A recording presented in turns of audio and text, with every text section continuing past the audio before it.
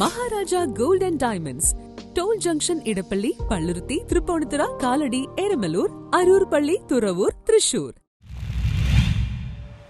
കൊച്ചിയിൽ virtual arrest തട്ടിപ്പ്. മട്ടാഞ്ചേരി സ്വദേശിയിൽ നിന്ന് 2,88,00,000 രൂപ തട്ടിയെടുത്ത കേസിൽ 2 പേർ കൂടി പിടിയിൽ.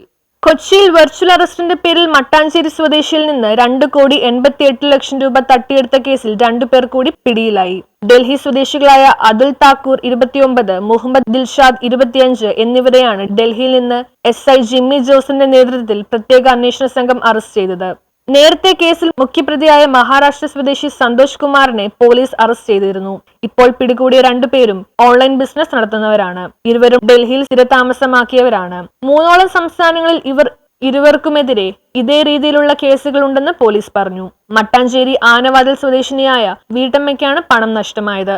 മണി ലോണ്ടറിംഗ്, ക്രിപ്റ്റോ കറൻസി എന്നിവയുമായി ബന്ധപ്പെട്ട് വീട്ടമ്മയുടെ പേരിൽ മുംബൈ തിലക് നഗർ പോലീസ് സ്റ്റേഷനിൽ FIR രജിസ്റ്റർ ചെയ്തിട്ടുണ്ടെന്നും ഈ കേസിൽ വെർച്വൽ അറസ്റ്റ് ചെയ്തിരിക്കുകയാണെന്നും പറഞ്ഞ് തെറ്റിദ്ധരിപ്പിച്ച് ഈ കേസിൽ നിന്നും ഒഴിവാക്കി തരാമെന്ന് പറഞ്ഞ് പലതവണയായി പ്രതികൾ പണം തട്ടിയെടുക്കുകയായിരുന്നു. കൃത്രിമ കോടതി സൃഷ്ടിച്ച് വീട്ടമ്മയ്ക്കെതിരെ സാക്ഷിയടക്കം വിസ്താരം നടത്തി വീഡിയോ വീട്ടമ്മയ്ക്ക് കാണിച്ചായിരുന്നു ഇത്രയും തുക പല തവണകളായി സംഘം പണം തട്ടിയെടുത്തത്. കേസിൽ ഇനിയും പ്രതികളെ പിടികൂടാനുണ്ടെന്ന് പോലീസ് പറഞ്ഞു. News bureau, Mattancherry.